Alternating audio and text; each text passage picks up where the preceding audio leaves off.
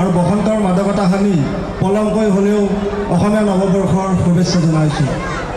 আমি জানো যে সাংস্কৃতিক সন্ধিয়া কেৱল নাচ গানেৰে অনুষ্ঠান নহয়, এই অনুষ্ঠানত আমাৰ বাপতিসাহোন ৰঙালী বিহুৰ ৭ম পৰখীয়া আমাৰ ঐক্যৰ মিলনভূমি বুলি আমি কওঁ।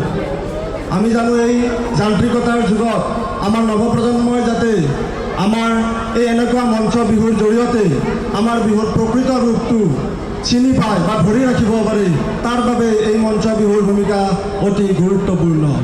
শ্ৰদ্ধাৰ ৰাইজ, এইবাৰ আমাৰ বিহু আমাৰ প্ৰাণৰ শিল্পী জুবিন দাৰ অবিহনে পাতিব লগা হৈছে।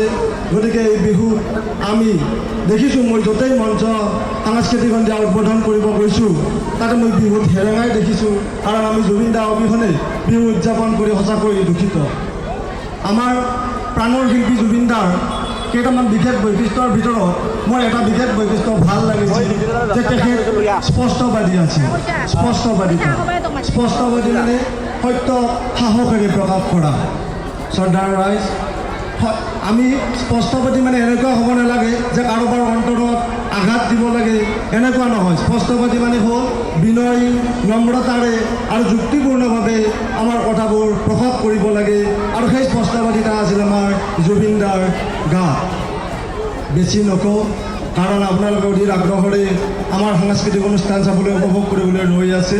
আৰু আমাৰ এই আমন্ত্ৰিত অতিথিবৃন্দসকলকো মই আশা ৰাখিছোঁ আমাৰ এই মঞ্চখনতে আমাৰ বিহুৰ চৰ্চা হওক, আমাৰ জাতিটোৰ সংস্কৃতিৰ চৰ্চা হওক, আৰু আপোনালোক সকলোৰে এই বিহু মঞ্চৰ পৰাই সুখ, শান্তি, সমৃদ্ধি ঈশ্বৰে কঢ়িয়াই আনক, তাৰে কামনা কৰিছোঁ।